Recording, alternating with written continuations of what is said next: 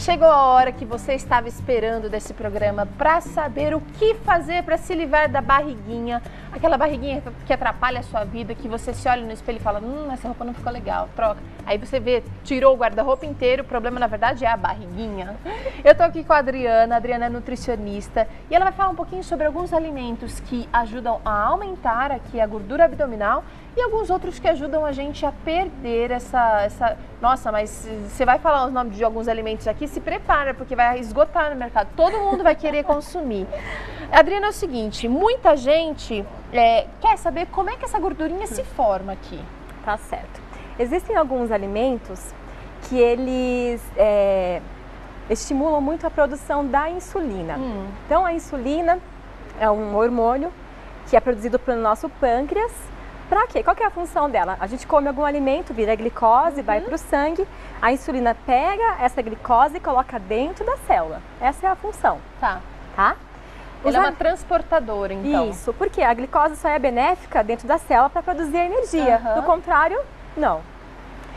Os alimentos que produzem muita insulina, eles são os responsáveis pelo aumento da gordura abdominal. Então a gente está falando dos doces, açúcar. Isso.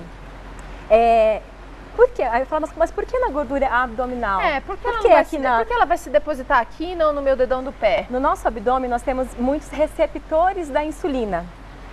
E eles são os responsáveis, então, eles dão um recadinho lá, falam, olha, se tiver um pico muito grande de insulina, vai ter uma lipogênese, que é então a formação da gordura na parte do abdômen. Por isso que não em outros lugares, aqui no abdômen. Olha só, quem que sofre mais com esse problema? Eu tenho a impressão de que são as mulheres, mas os homens também sofrem ou você acha que é igual ali? É porque a composição corporal das mulheres difere da dos homens. A mulher tem a cintura mais definida. A mulher ela precisa ter um pouco mais de gordura, né, para dar o formato do quadril. Para as mulheres quando estão gestantes precisa ter uma proteção mecânica, um pouquinho mais de gordura. Então o nosso corpo já é diferente do homem. Nossa composição tem mais gordura que a dos homens. Então se as mulheres não se cuidarem, elas já são mais propensas a ter um pouco mais de gordura. Então, ai. Mulheres, tomem cuidado. Tá, mas vamos então falar dos alimentos que aumentam mesmo. Você já falou que são aqueles alimentos que... Como é que você falou? Que eles ajudam a produção de estimulam insulina. A grande... Porque assim, a produção da insulina, ela tem que acontecer, ela é necessária. Só que quando tem uma produção exagerada, esse é o problema. E olha só, como a insulina é um hormônio, se ela estiver desregulada, ela vai desregular alguns outros hormônios. Nós temos o hormônio... É o problema, gente. Nós temos o hormônio da saciedade, que é a leptina. Então, nesse processo, ela vai ficar em menor quantidade no corpo. Então, a gente não vai ter saciedade. Então, a gente vai ficar querendo comer toda hora. A grelina, que é o hormônio da fome, ela vai ficar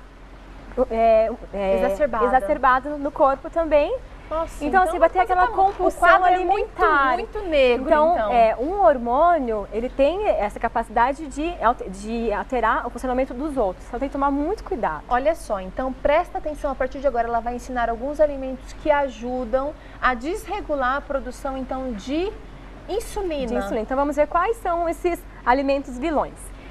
Basicamente são os refinados. Então o açúcar branco, os biscoitos, que tem muita gordura e muito açúcar, porque a gente sabe, né? Eles têm muito açúcar, tem muita gordura até para a própria conservação desse biscoito. O chocolate, eu sei que vão querer bater em mim, mas o chocolate, ele tem muita gordura, ele tem muito açúcar.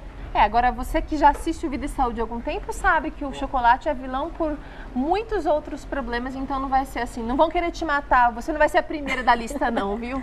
Então chocolate também é um desses vilões. Então são os alimentos refinados, os muito gordurosos. Aqui eu coloquei a pipoca de micro-ondas, porque ela tem uma quantidade muito grande de gordura trans. Então tem que tomar cuidado com as gorduras, os alimentos muito refinados. Por quê?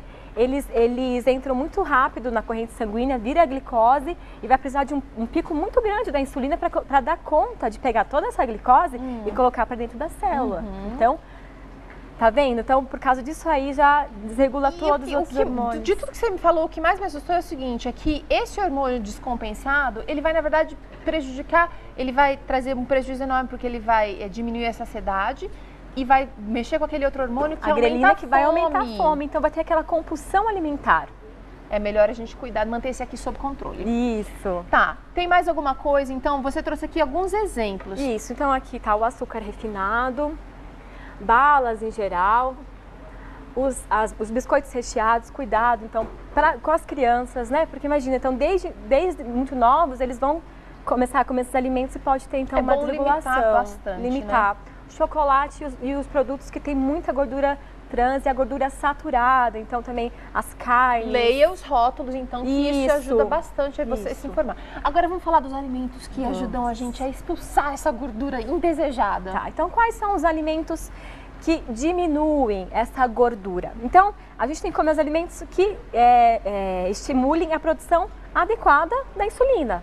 Então, são os alimentos que têm fibra. A fibra ela vai servir como uma barreira.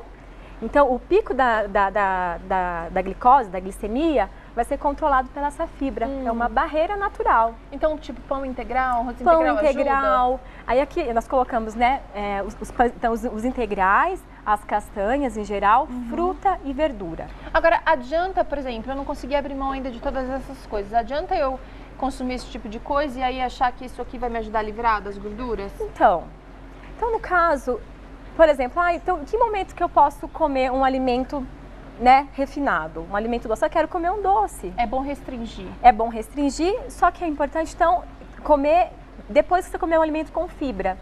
Então, até falo, que horas eu posso comer um docinho? Então, após uma refeição rica, se a pessoa comeu arroz integral, a salada, então o doce vai misturar, certo? Vai misturar e a fibra que você ingeriu da alimentação vai servir como essa barreira.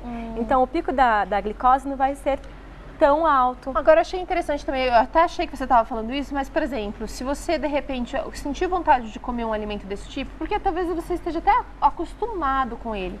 Eu achei que você ia falar, come primeiro uma fruta com casco, alguma coisa que pode ser que tenha bastante fibra, e aí depois você come o doce. Também é uma dica legal. Sim, então todo alimento que tem fibra primeiro, está correto, Teru. Então, ou um pão integral, ou a salada, ou uma fruta. É que, na verdade, quando a gente come uma coisa dessas, por exemplo, a gente meio que acaba saciando aquela vontade de comer um doce. Então, é um truque. Isso, as frutas secas, elas são ótimas, porque ela tem o açúcar da própria fruta e a fibra. Mais concentrado, né? Isso, né? Então, acaba enganando também aquela vontade de comer o doce. Gente, então, olha, você colocou aqui essas frutas, mas são elas as mais indicadas? Maçã, mamão, manga, laranja? Por quê? Por que eu coloquei as frutas? As frutas têm uma propriedade antioxidante. E a gordura nada mais é do que uma inflamação, é um processo de inflamação no nosso corpo.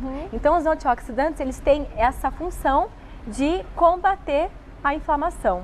Então, fruta, verdura, eles têm essa ação antioxidante. Azeites, óleos vegetais, então o azeite de oliva não precisa saturar no fogo, ele cru mesmo. O virgem, extra virgem. O extra virgem, tá? Então, esses são os alimentos que diminuem a gordura abdominal mesmo. Tá? Minha última pergunta é com relação às verduras. Por exemplo, tem gente que fala, é melhor não consumir com azeite, porque fica difícil a digestão. Tem a ver isso ou não?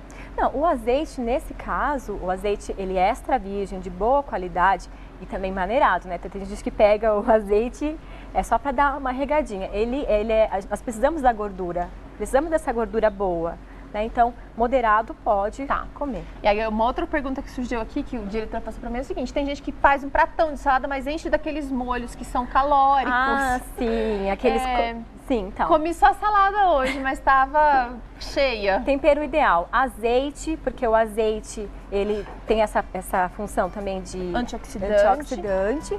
O azeite, o limão, que também é antioxidante, e um salzinho. Esses molhos, tem uma quantidade de gordura, a gente não sabe que azeite que usaram lá. Conservante, né? Com certeza. Então, salada, 100% natural. Ah, tá certo. Adriana, obrigada, o nosso tempo já acabou. Você é sempre bem-vinda aqui no Vida e Saúde. Obrigada. E é muito bom ouvir os seus conhecimentos aqui nessa área, porque eles esclarecem, a gente pode fazer escolhas melhores, Com né? certeza. Vida e Saúde vai ficando por aqui. Obrigada pela sua companhia. Amanhã a gente tem receita aqui no Vida e Saúde, sucos vivos. E também a gente vai falar um pouquinho mais sobre o apoio das famílias que estão lutando com alguém que está com câncer na família. É amanhã, 4h30 da tarde, eu espero você. Tchauzinho.